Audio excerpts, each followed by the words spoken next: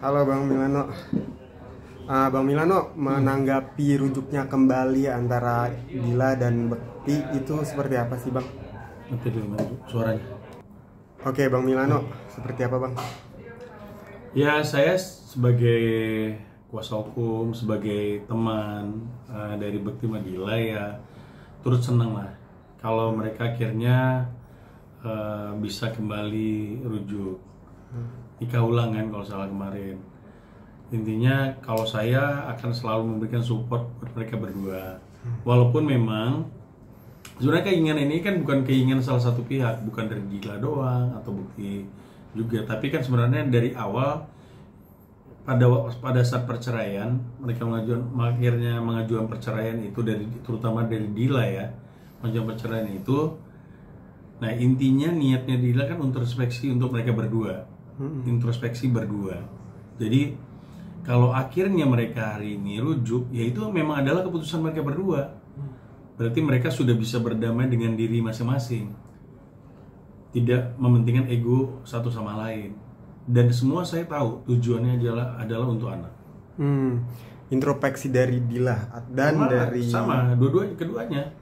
Tapi tujuan akhirnya itu adalah untuk anak. Oke. Nasihat terbaik dari Abang sebagai pengacara mereka tuh apa sih Bang? Ya, saya selalu bilang sama mereka berdua, selalu mengingatkan dari masalah perceraian ya, dari awal perceraian sampai akhirnya saya selalu dapat informasi bagaimana setelah perceraian itu ya buktinya memang tidak ada dibatasin kan, bukti untuk ketemu dengan anak, mereka jalan bareng.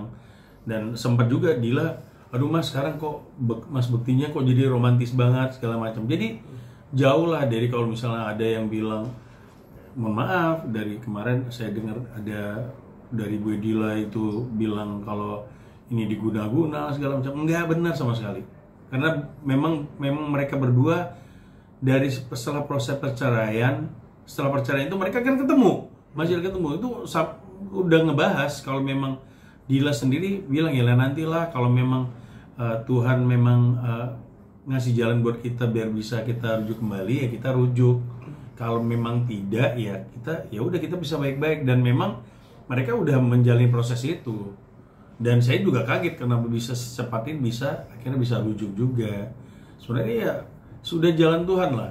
Ini yang terbaik. Justru kan masyarakat Indonesia kemarin juga pada waktu perpisahannya Dila cerainya Dila sama Bekti sendiri kan banyak yang berdoa yang mudah-mudahan mereka kembali rujuk ya. Kemarin kan sempat juga tuh ketemu di pengajian atau acara ini juga lah sama Ari Untung segala macam. Sampai gue juga telepon, Ri gimana itu gitu. Ya mudah-mudahan aja bro, mereka kayaknya mudah-mudahan bisa rukun lagi nih, bisa rujuk lagi kan lebih baik. Karena Tuhan sendiri kan membenci sebenarnya perceraian. Akhirnya bisa rujuk, mestinya kita mensupport. Nah kalau misalnya ada hal-hal yang miring yang terkait dengan masalah hukum, terkait dengan pemberitaan terkait masalah hukum ya proses hukum udah kita jalanin. Kalau memang tidak ada permasalahan hukumnya, tidak ada bukti segala macam, tolonglah jangan membuat opini di masyarakat. Itu aja yang saya harapin. Karena semua mereka ini tujuannya dua-duanya adalah untuk membesarkan anak mereka baik-baik. Abang sebagai pengacaranya happy gak Bang? Wah happy banget, pastilah. Kita pengennya mereka berdua damai kok. Memang pengen ya bisa kembali lagi, tapi kembali dengan kondisi yang udah lebih baik.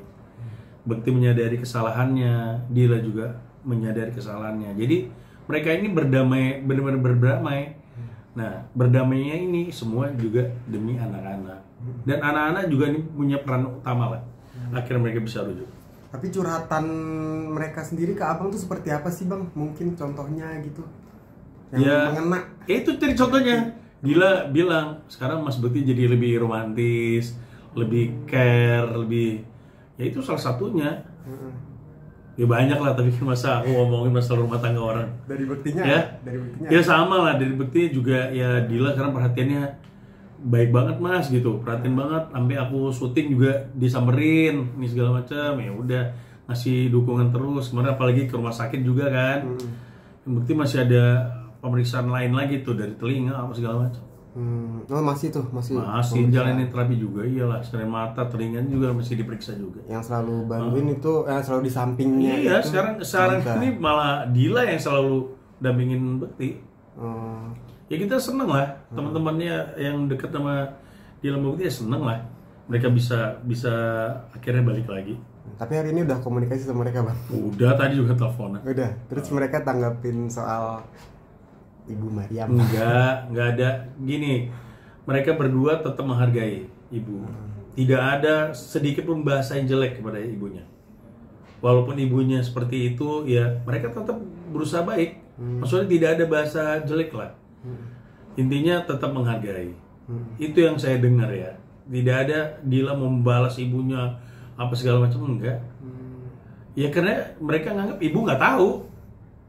Kan yang jalin mereka berdua. Bagaimana ibunya tahu? Gitu. Tapi dari buktinya maksudnya nggak ada perasaan sakit hati ya di situ. Nggak ada. Nggak ada karena itu karena tidak tahu. Kalau mau ngomong masalah hukum yang saya lebih tahu, ya kan? Masa ngomongin sesuatu yang tidak lebih tahu kan gitu. Kalau saya kan tahu persis ceritanya seperti apa, secara hukumnya seperti apa. Jadi nggak bener lah itu. Artinya masuk ranah hukum nih bang. Enggak, tapi untuk berlanjut ranah hukum enggak lah.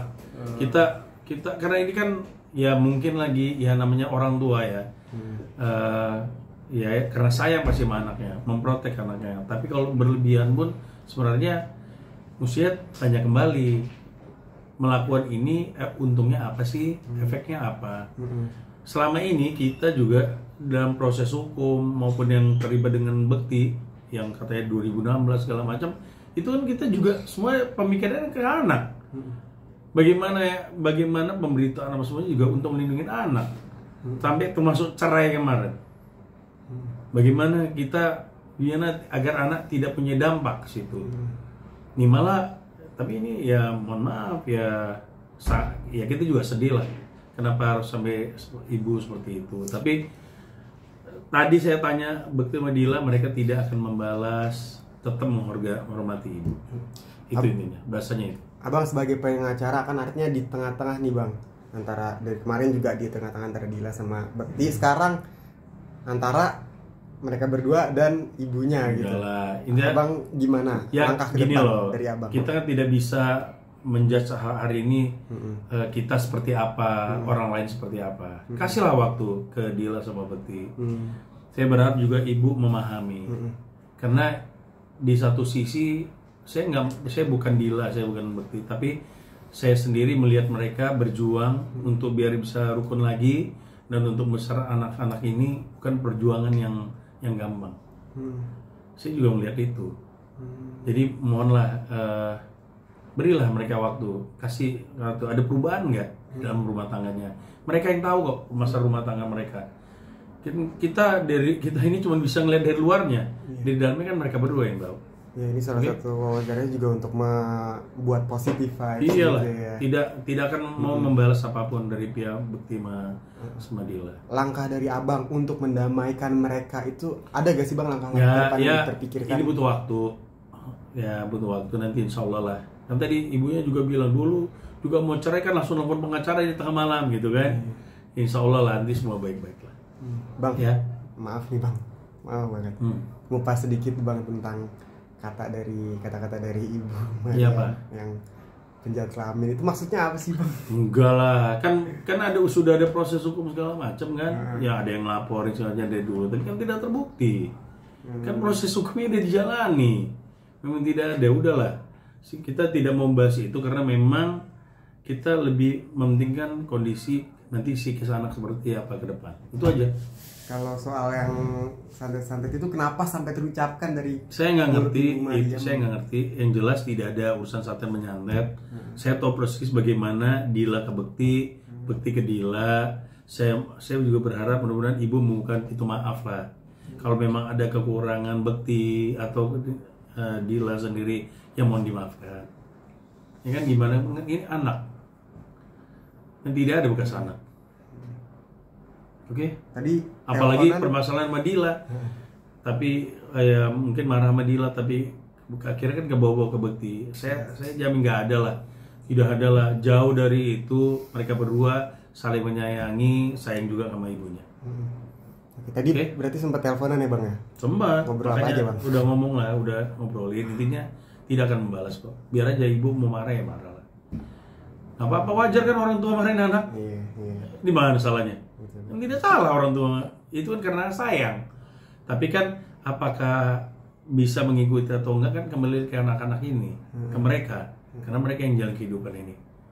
Apalagi Dila sudah dewasa, punya anak, punya keluarga, sekarang punya suami. Itu tanggung jawabnya secara agama juga kan prioritasnya ke suami. Ada rencana Dila sama Bekti bertemu dengan Bu? Insya Allah saya sih selalu dorong kok, gimana pun biar bisa damai. Oke, Keluarga itu kembali damai lagi, ya. Terakhir nih bang, pesan-pesan untuk Bu Mariam dan Bekti dan Jelita. Oh, ya saya ucapin selamat. Akhirnya mereka bisa kembali rukun. Memang prosesnya lumayan. Sebenarnya bukan hal yang gampang kok. Saya tahu prosesnya berat. Untuk mereka akhirnya bisa satu visi lagi. Ya sudah banyak lah yang dibicarakan tuh banyak. Nah, ke ibu juga saya cuma berharap kasihlah mereka kesempatan. Kasih mereka waktu. Mudah-mudahan ini menjadi langkah yang baik. Ya mudah-mudahan ini kita nggak tahu ke depan orang kan bisa berubah. Siapapun bisa berubah. Mudah-mudahan ini menjadi jalan yang baik lah buat mereka berdua. Mohon restunya aja. Abang sedih gak sih atau menyayangkan gitu dari ucapan Bu Mariam? Ya kalau dibilang sangat menyayangkan ya sangat menyayangkan. Karena dari proses cerai pun kita menjaga kan agar efeknya tidak ke anak-anak. Bagaimana kita maksud dalam pemberitaan, dalam bahasa pun kita gimana caranya biar anak-anak ini jangan jadi korban dari pemberitaan. Sampai seperti itu. Nah sekarang di saat mereka damai, ada cerita seperti ini kan lumayan sedih juga sebenarnya. Saya tahu lah niatnya Dila sama Bekti ingin memperbaiki diri. Dan mereka sekarang memang sudah waktunya memang ya keputusan yang diambil mereka berdua untuk kembali bersatu, ya hargailah. Mereka sudah dewasa, ada anak-anak dari rumah tangga ini. Ya saya mohon maaf, ya mohon mudah-mudahan ibu bukan pintu maaf kepada Dila sama Bekti lah. Tidak ada kan bekas anak kan tidak pernah ada. Jangan pernah bilang tidak patah arang ya, katanya patah arang, janganlah Bu seperti itu. Tapi ada dimanapun itu anak. Tapi nenek sama anaknya masih ketemu, nenek sama cucunya masih. Saya belum tahu kalau itu, saya belum ada komunikasi lagi masalah neneknya sama cucu. Tapi saya sih selalu bilang sama Dila ya kalau neneknya mau ketemu ya kenapa sih nggak boleh. Saya sudah sampaikan Dila ya kembali lagi nanti ke Dila dan ibunya lah. Kalau Bekti saya rasa tidak seperti itulah. Oh, jadi abang nasihatin kenapa sih nggak bertemu aja? Berarti saya kan belum tahu ini ke depannya kayak gimana.